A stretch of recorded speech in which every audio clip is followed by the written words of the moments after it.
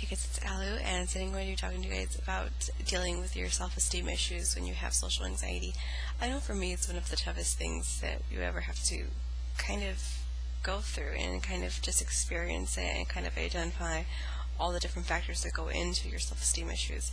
I know, like, especially if you're younger, if you're like under 18 and you're a teenager and you're trying to figure out who you are, you're already going to have self-esteem issues, and then if you pile on top of that, social anxiety, it's going to be pretty tough to get over. But I'm pretty sure that everyone is capable of raising their own self-esteem, and just going back to the principle that you are the most important person in your life, because you're always going to have yourself, and I cannot say that enough, but you'll always be your own best friend, and well, at least you should be your own best friend, because if you're not your own best friend, then who's going to be your best friend?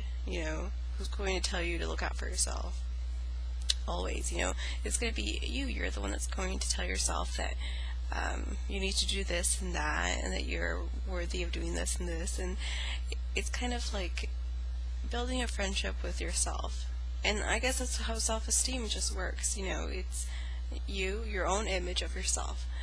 And I understand when you have social anxiety how you can feel less than others, because I've definitely been there, and I've been the person that has said, well, I'm useless and I can't have any friends because I don't know how to talk to people, and I can't have any sort of relationship with anyone because I don't even know who I am.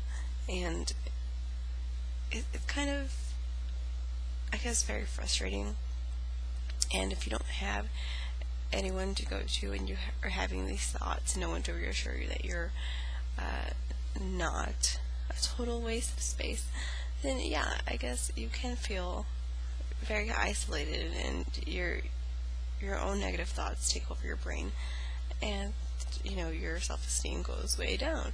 So here are some tips that I use when I'm having some self-esteem issues. Or self-esteem is all type of thing.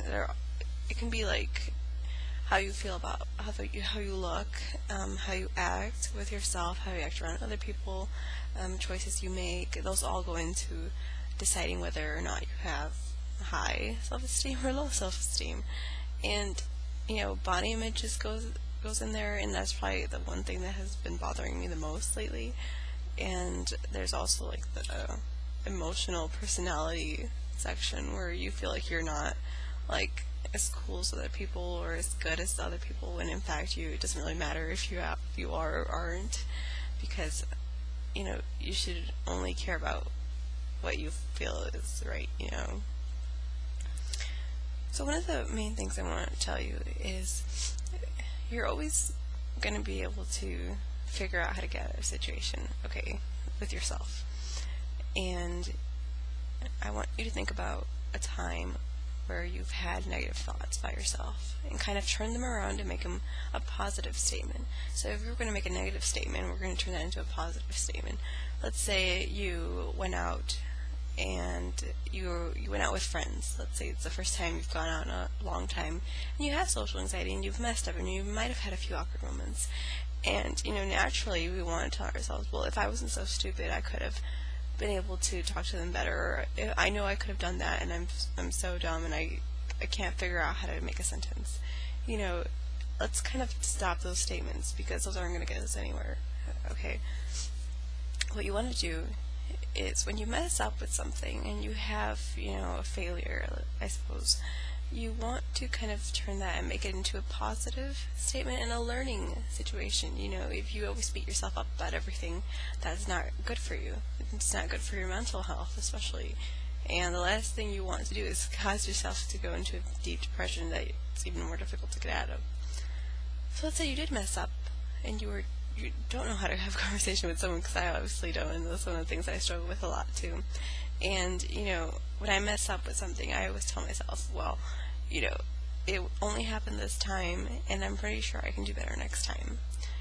Always tell yourself that you can do better, because if you beat yourself up, like if you say, well, I can't do it, you're not going to be able to do it. You have to believe in yourself, because as I said before, you're supposed to be your number one fan, and you're supposed to be first. We're not going to be like selfishness, we're not going to go into that, but we want to know that we're important and that we are going to care about ourselves first.